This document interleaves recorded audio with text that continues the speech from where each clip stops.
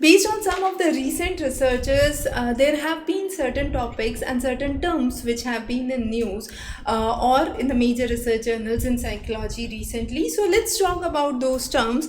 These could be possibly part of your examination. So let's understand those terms one by one. So the first is neuroplasticity. Now, what is neuroplasticity? Neuroplasticity simply means that one is trying to have a better control over the neural network. So it could be because of learning experience or any injury. There is a change in the structure of the brain. Since brain has this remarkable capability to adjust, there are new neural connections being developed throughout life, and this is what is called as the plasticity of the brain. So neuroplasticity is the term where we use. The second is the executive function. Now, executive function is a higher level cognitive process that helps us to understand and regulate cognitive abilities.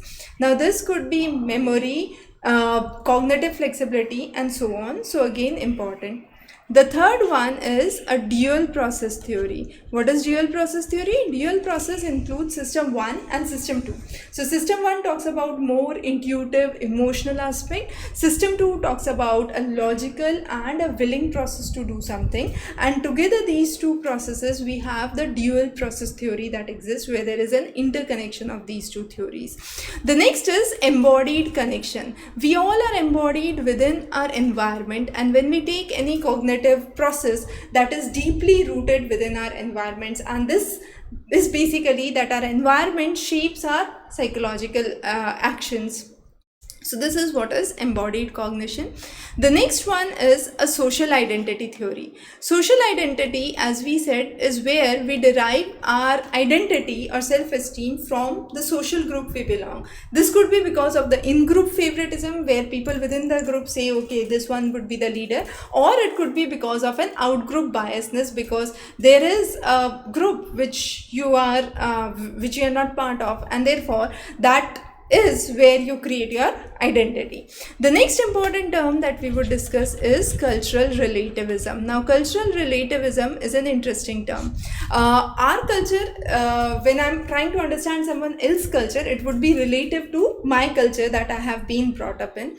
So let's say if we have a culture that we wash hand before eating, but I meet another cultural group where they have a culture where they consider it sacred to wash hand before eating, right? So when we meet those people, they would have an understanding that this culture is, they would understand it relative to their culture, that yes, they also consider washing hands as sacred. So that is cultural relativism. Relative to your own culture, you try to understand and create thoughts. Universalism is something that universally applies across all religions and is applicable across all cultures. So when you meet someone, you greet them, and that's what is a culture that could be seen across all ethnic values or all regional basis, right? So that is universalism. The next very important term that we would talk about, and very popular these days, is positive psychology.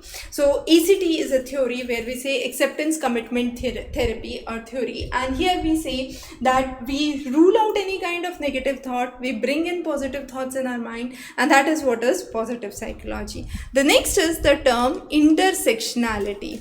Now, intersectionality is a term where we say across sections we are interconnected. Now, what kind of sections? This could be race, gender, class, ethnicity, any other section that are part of it, we are interconnected to them.